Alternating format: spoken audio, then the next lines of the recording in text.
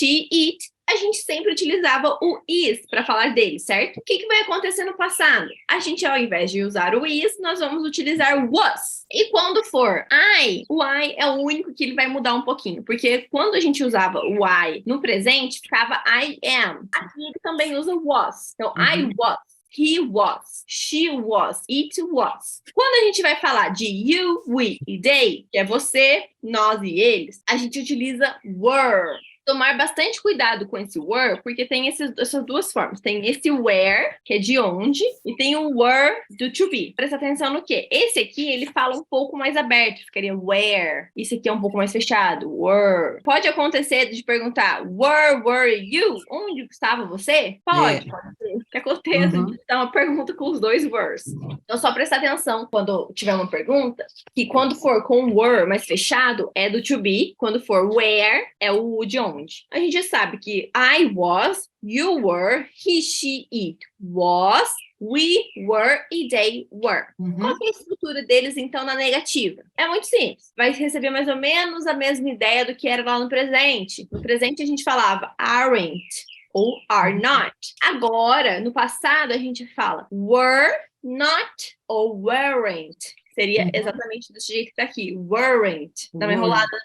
E se for he, she, it, fica was not ou wasn't. Tá negativo. Quando a gente vai fazer a pergunta, o que acontece? A gente inverte. O to be passa pra frente e a pessoa vai depois do to be. Vai acontecer o que aconteceu aqui. Was I? Were you? Was he? Was she? Was it? Were we? Were you? E were they. Quando é pergunta, a estrutura inverte. O que acontece quando a gente utiliza o to be? Você lembra do to be mais o ing, no caso o gerúndio? É simples, é só para passar a ideia de, no caso do passado, você vai indicar algo que estava acontecendo naquele momento. Como era uma coisa que no passado estava tendo ação contínua, a gente usa o ing. Então, por exemplo, os exemplos que estão aqui no livro. He was playing. Ele estava jogando. Então, é uma ação passada, porque ele estava jogando naquele momento em que eu quis mencionar a ação, era uma ação contínua, mesmo que ela já tenha acabado. É o indo, eu sempre falo, tem o indo, endo e ando do português, a gente vai colocar o ing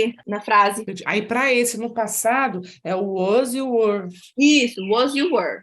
Porque o to be no presente, ele indica sempre aquela ideia de ser ou estar. Aqui no passado, vai indicar eu estava ou eu era. Em todos os sentidos ali. Por exemplo, se eu fosse falar para você que eu era morena, que antes meu cabelo é pintado, eu sou morena. Eu vou falar I was brunette.